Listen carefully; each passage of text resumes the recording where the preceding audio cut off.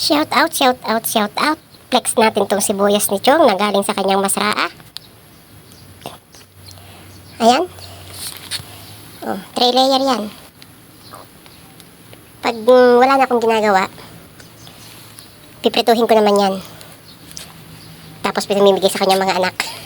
At ito, nakaredy na din yung ating sapatos. Ayan, kasi tayo ay mag-aararo na naman. Ayan. At syempre, yan, lalabas na tayo kasi 8:30 na dito. Dito tayo magsisimula. May camera na naman nakatutok. Ayan. Ayan.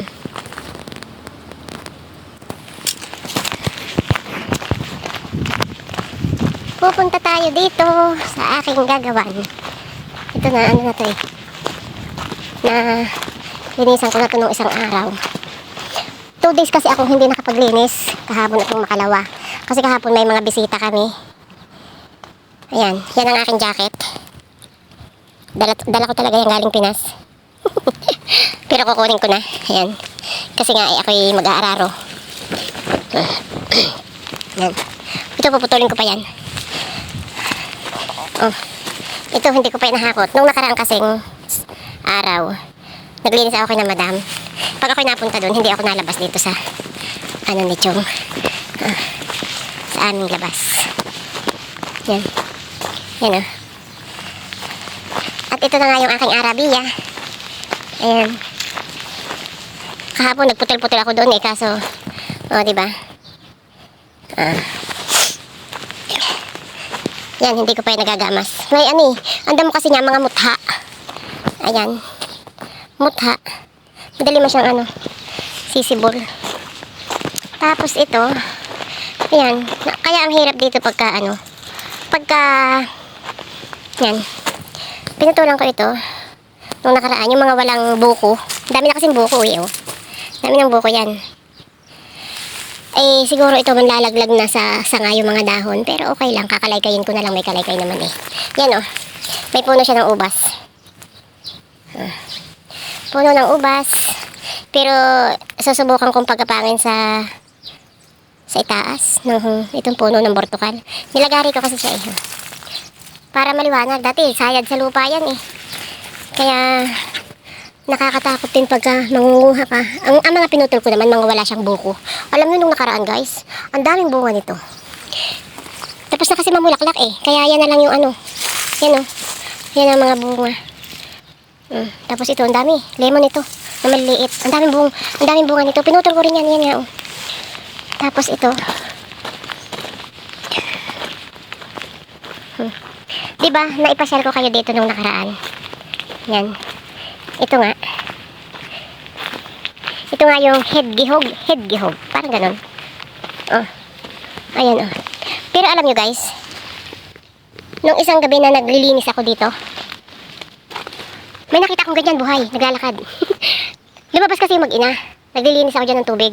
Kasi nga kahapon nga may dumating na bisita. Ayun. Ito. May puno. Lemon din ito. Nung lumabas yung mag-ina nung aking amo, sabi niya, yun. Akala ko kung anong pinag-uusapan ng mag-ina. Yung pala may nalakad na ganyan. Ano siya, hinabol ko nga kaso wala akong dalang camera nun eh. Kaya hindi ko nakita. Hindi ko nahuli. Ito siya, tinalian ko siya nung nakaraan. Yan. Balik tayo dun sa ating pinanggalingan. So, ayan na nga guys. Dito ko muna ulit puputulin ang ating